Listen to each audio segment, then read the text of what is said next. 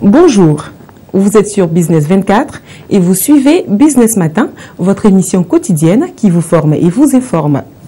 S'ériger en organisation non gouvernementale, est-ce permis à tout le monde? Comment et pourquoi le faire? Vous l'aurez compris, le sujet du jour, c'est la création d'une ONG. Pour nous informer, le président de l'ONG majeure, à savoir Mouvement Action Jeune pour la relance économique et sociale, est sur notre plateau. Bienvenue.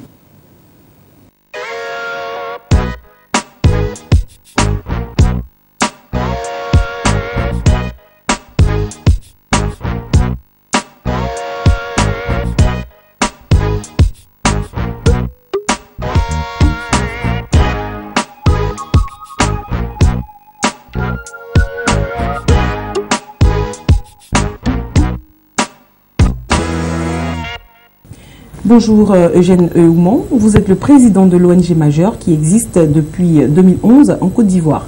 Alors dites-nous, quel est l'intérêt de créer une ONG? Merci beaucoup madame, merci beaucoup à Business 24 pour l'intérêt que vous nous accordez pour parler sur vos antennes. L'intérêt pour créer une ONG, comme on le dit naturellement, ne vient pas pour créer une ONG qui veut. C'est une sorte de vocation. Et on crée une ONG pour un accompagnement, pour régler un certain nombre de choses. C'est en cela l'idée de créer une ONG. Alors dites-moi dans ce cas-là, qu'est-ce qu'une ONG? Merci, c'est une très bonne question. Une ONG, comme le nom l'indique, c'est une organisation non gouvernementale. Et elle est mise en place pour accompagner l'État, les autorités locales et administratives et autres.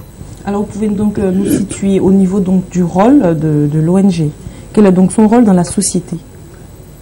Merci beaucoup.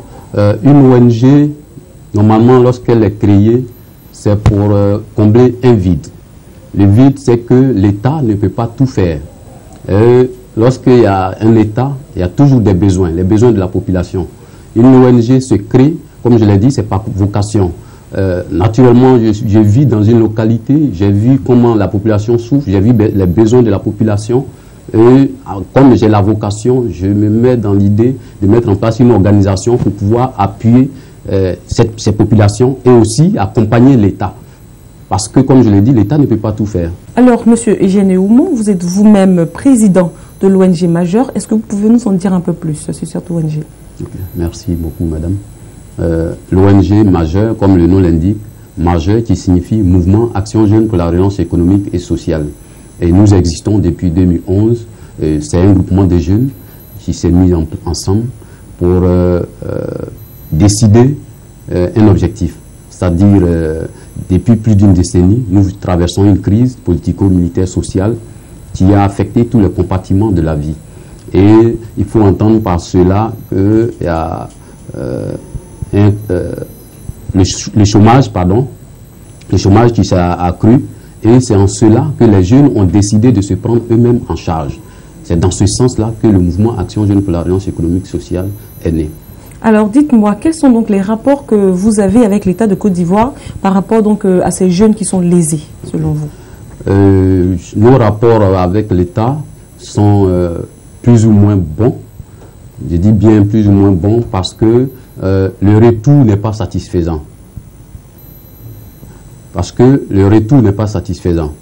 Quand je dis c'est pas satisfaisant, quand une ONG est créée, c'est pour accompagner l'État. C'est pour soutenir l'État, c'est pour aider l'État dans les endroits où l'État ne peut pas y arriver.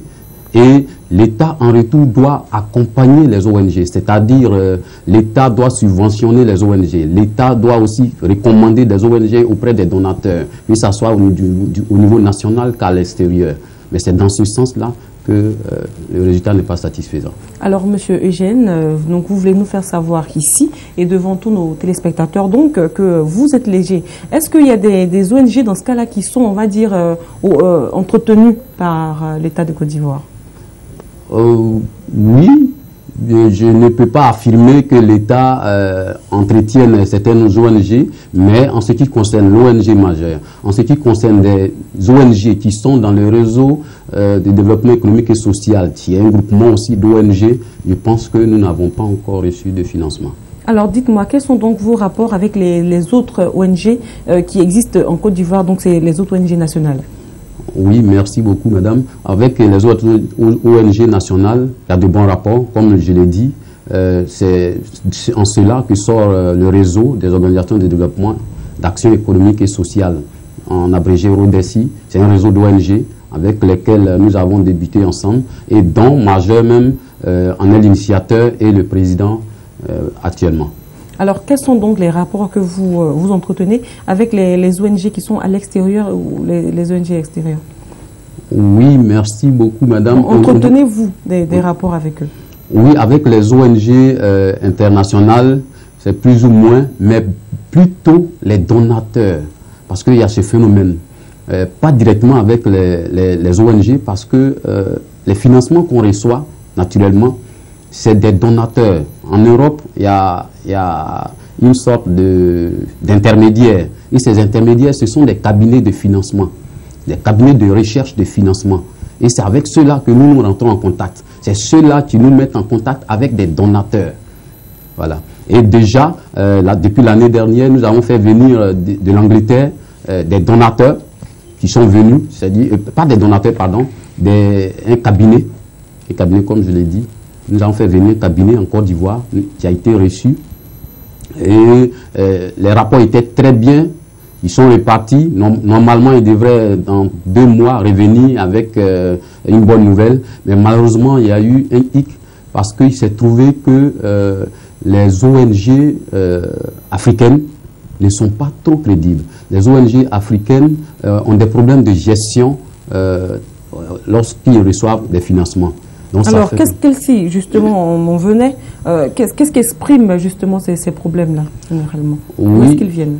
Oui, ces problèmes, comme je l'ai dit avant même de commencer l'émission, l'État doit être une sorte de garantie pour les ONG. L'État doit recommander les ONG auprès de ses donateurs, auprès de ses partenaires. Et déjà, une fois l'État commence à faire cela, ça va crédibiliser les ONG. Alors dites-moi, dans ce cas, vous qui avez eu ce souci, donc on va dire avec ces donateurs, qu'est-ce que vous comptez faire maintenant? Puisque l'ONG a besoin de vivre, qu'est-ce que vous comptez faire? Oui, nous tenons toujours, puisque le retour qui nous a été donné par rapport à ces partenaires, ils ont dit qu'ils vont toujours insister, parce que les donateurs, il y en a assez en Europe. Et si 2 ou 3 ont désisté, ils vont étendre encore les demandes et naturellement, sûrement que d'autres accepteront. Parce que d'autres acceptent, beaucoup même acceptent. Et nous, à notre niveau ici aussi, nous multiplions nos projets. Parce que aussi, il y a ce problème qui se pose au niveau de la crédibilité des ONG. Il y a les projets qui ne sont pas bien ficelés, il y a des projets qui ne sont pas bien confectionnés, il y a même la crédibilité même nationale, c'est-à-dire il y a des ONG même qui n'ont même pas de siège, il y a des ONG qui n'ont même pas de boîte électronique, il y a des ONG qui n'ont même pas de site internet, même pas de boîte postale. Et là aussi, c'est un élément très important pour l'obtention des financements. Alors, en parlant donc d'éléments importants, dites-nous dans ce cas, comment crée-t-on une ONG? Oui, merci beaucoup. Merci beaucoup, madame. Pour la création d'une ONG, comme je l'ai dit à l'entame, ce n'est pas quelqu'un qui se lève et puis dit non, je vais créer une ONG. Il faut d'abord que ça soit une vocation. Et lorsque la vocation, vous la vivez, c'est un objectif que vous fixez. Le point clé, c'est l'objectif. Il faut énumérer les objectifs et se rendre à la préfecture d'Abidjan. À la préfecture d'Abidjan où vous allez demander une documentation type des organisations non gouvernementales. Et lorsqu'on vous donne ce document, vous allez insérer les objectifs que vous vous êtes fixés avec naturellement d'autres amendements, avec l'équipe, puisque c'est une association, le groupe de personnes, il y a un bureau. Avec le bureau, vous décidez ensemble. Et lorsque tout cela est validé, vous prenez le document signé du secrétaire général et du président d'un commun accord avec le bureau exécutif. aller déposer ce même document à la préfecture d'Abidjan. Et là-bas, sous maximum 2 semaines, on vous appelle, parce que dès que vous le déposez, on vous donne un reçu. Et sous 2 semaines, on vous rappelle pour dire que le récépissé d'agrément est sorti. Le récépissé ne vaut pas lieu d'agrément définitif, mais ça vous permet tout simplement de commencer à exercer, mais à partir de 2 à 3 mois. Et ce récépissé qu'on vous donne, comme je l'ai dit, ça ne vous donne pas droit d'agrément définitif, parce que ça va suivre un processus. Ce processus, ça va partir de la préfecture d'Abidjan, ça va aller à la sûreté pour qu'il y ait les enquêtes sur les différents membres de l'ONG. Les membres clés, c'est-à-dire le président, le secrétaire général, le trésorier. Il y a une étude, il y a une enquête qui sera faite par les agents de police. Et lorsque c'est fini, ce sera validé au niveau de la sûreté. Et ce même document va revenir à la sûreté. De la sûreté, ça revient encore à la préfecture d'Abidjan.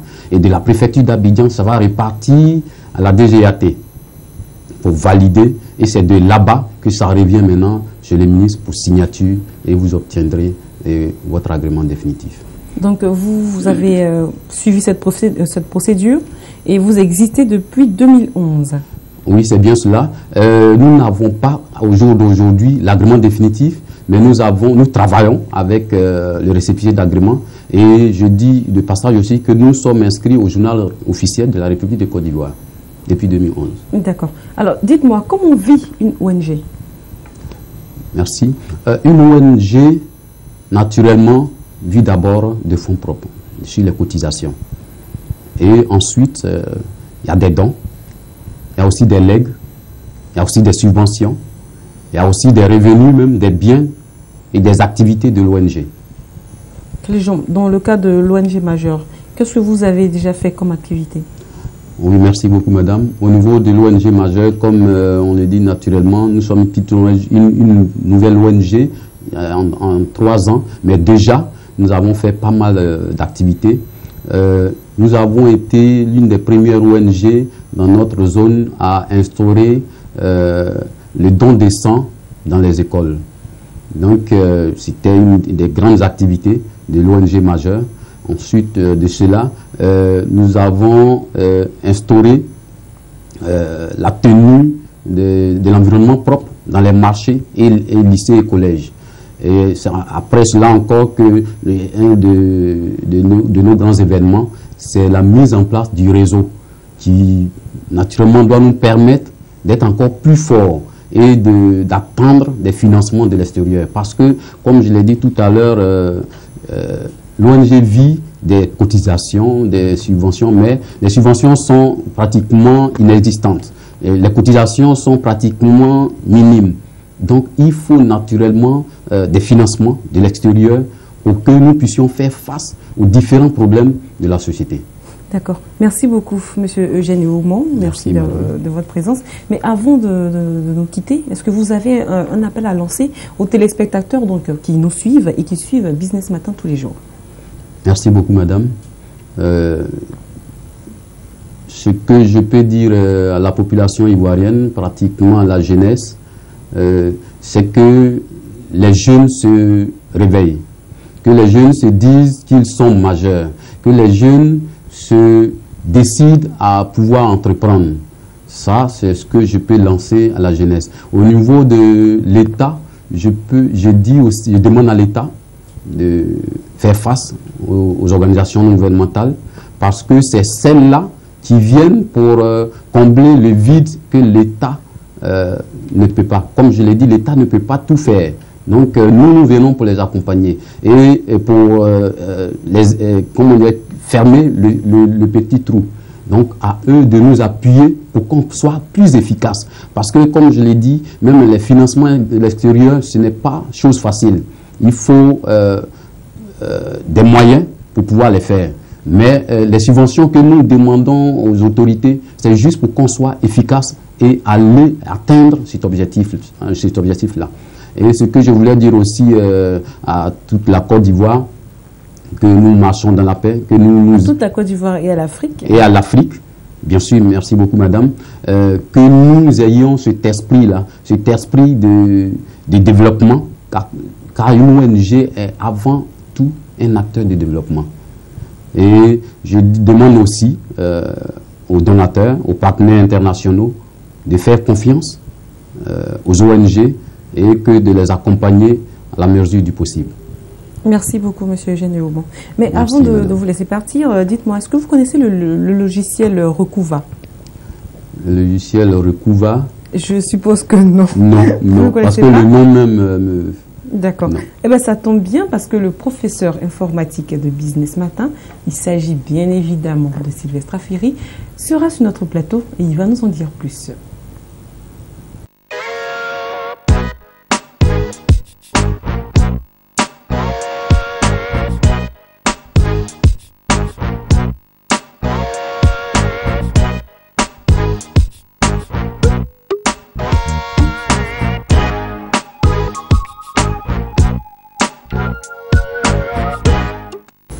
Nous sommes de retour sur notre plateau et nous recevons en ce moment un footique avec Sylvestre Afiri, notre community manager. Bonjour Sylvestre. Bonjour Noélie. Alors vous venez avec Recouva. Oui. Présentez-nous donc Recouva, qu'est-ce que c'est? Bien, aujourd'hui je suis sur ce plateau pour présenter à tout le monde, à tous ceux surtout qui ont perdu, qui ont égaré des documents importants de leur ordinateur, de leur appareil, de leur iPad. Leur montrer, leur apprendre, oui, leur apprendre aussi à pouvoir retrouver ces éléments-là qui sont perdus dans leur ordinateur. Alors, il arrive parfois que nous effacions des documents importants sans faire exprès, n'est-ce pas? Oui. Et donc, lorsque nous avons perdu ces données-là sur notre ordinateur, il y a effectivement un logiciel adéquat pour pouvoir retrouver ces éléments qui sont perdus. Et ce logiciel-là s'appelle Recouva, comme vous l'avez dit tout à l'heure. Ah, c'est pas Retrouva. Hein, non, c'est Recouva. R-E-C-U-V-A. Voilà. D'accord. Alors, donc, pour pouvoir utiliser ce logiciel, si on ne l'a pas, il faut d'abord le télécharger. Et pour le télécharger, la plupart des logiciels se trouvent sur 01.net. Voilà, donc on n'a qu'à, je veux dire, entrer 01.net. Lorsqu'on va sur Google, on entre 01.net dans la barre de recherche Google et directement, les liens s'affichent. Mais ici, dans la barre de recherche de Google, on tape directement Recouva. On ne peut pas retrouver le logiciel? Ici, on pourra retrouver le logiciel, mais il sera difficile de pouvoir le télécharger. C'est mieux d'aller sur 01.net pour pouvoir facilement télécharger le logiciel en question. Voilà, donc une fois qu'on rentre le 01.net dans la barre de recherche Google, on a les liens qui s'affichent. Et lorsque les liens s'affichent, on clique sur le lien qui nous envoie directement sur le site 01.net pour pouvoir télécharger le logiciel Recouva. Voilà, donc comment faire pour télécharger? Parce que lorsqu'on est sur le site 01.net, il y a une barre de recherche aussi qui va s'afficher au niveau du site 01.net. Donc là, on rentre le Recouva. Le nom du logiciel, c'est on écrit complètement Recouva, R-E-C-U-V-A, Recouva, et le logiciel s'affiche. Lorsque le logiciel s'affiche, on clique là-dessus deux fois, clique sur l'icône 2 fois pour le télécharger. Double clic pour le télécharger, et il se télécharge. Lorsqu'on télécharge le logiciel, il va directement dans notre dossier de téléchargement. Lorsque le logiciel va dans notre dossier de téléchargement, là maintenant on va encore en double clic là-dessus pour pouvoir l'installer maintenant sur notre ordinateur ou sur notre tablette. Et lorsqu'on l'installe, on peut maintenant l'utiliser pour pouvoir retrouver nos éléments et nos documents qui sont perdus. Mais dites-moi, au niveau de ce logiciel, en allant le télécharger, on ne prendra pas des virus sur le site? Non, justement. Voilà pourquoi j'ai recommandé le site 01.net. C'est un site où on télécharge, où la plupart des logiciels s'y trouvent, où on peut télécharger presque tous les logiciels sans avoir de crainte d'avoir des virus et tout cela. Donc 01.net, c'est le logiciel par excellence le site par excellence de logiciel à pouvoir télécharger et à pouvoir installer sans problème. Maintenant, une fois qu'on l'a téléchargé, qu'on l'a sur l'ordinateur comme ici, je le vois en ce moment, qu'est-ce qu'on fait? Voilà, une fois que le logiciel est téléchargé et qu'on veut retrouver maintenant les éléments, on double-clique encore sur le logo du logiciel. Qui va s'afficher sur le bureau de l'ordinateur. Qui s'affiche sur le bureau de l'ordinateur. Et lorsqu'on double-clique là-dessus, on suit maintenant les instructions de Recouva pour pouvoir retrouver maintenant les éléments. Donc, Recouva va nous demander quel type d'éléments est-ce qu'on veut retrouver. est-ce un document Word, un document Excel, ou bien une vidéo, ou bien une musique, et on aura des choix. On n'a qu'à choisir le document en question et Recouva maintenant se charge de rechercher le document en question dans notre ordinateur. Mais même si l'élément est déjà effacé, c'est possible pour Recouva de le retrouver?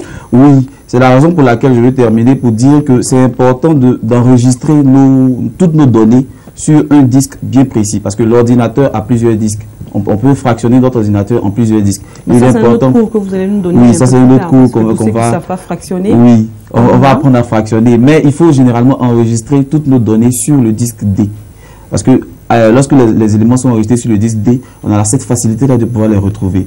Mais la plupart des téléspectateurs que je connais très souvent ont l'habitude d'enregistrer leurs éléments, je vais dire, pêle-mêle sur l'ordinateur ou pêle-mêle sur le bureau de l'ordinateur. Et quand c'est comme ça, c'est difficile de pouvoir retrouver les éléments, même lorsqu'ils sont perdus.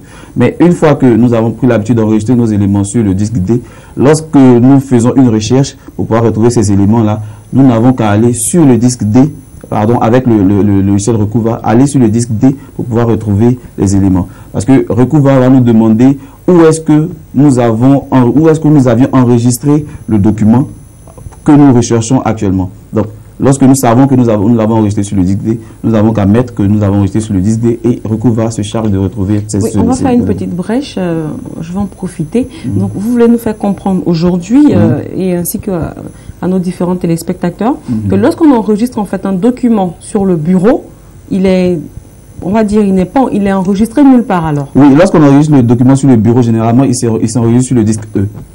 Il est important de l'enregistrer sur le disque D parce qu'il est plus facile. Et ça aussi, ça permet de pouvoir retrouver les éléments que nous enregistrons sur notre ordinateur, même si notre ordinateur a eu un problème.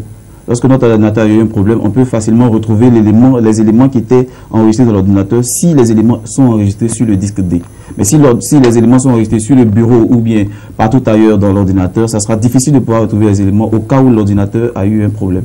Voilà. D'accord. Merci beaucoup, Sylvestre. Merci à vous aussi. C'est tout ce que vous avez pour nous? Oui, malheureusement, c'est tout ce que j'avais pour vous aujourd'hui. Bon, c'est pas bien grave. Donc, mais je reviendrai. Je suis toujours fidèle au poste. Je reviendrai encore une fois pour vous apprendre quelque chose. Donc, après ce passage dans le monde éthique, nous allons convoler maintenant en juste noces avec Alex Mokhtar, qui va bien sûr nous donner tout à l'heure le tour des faits insolites en économie. À tout de suite.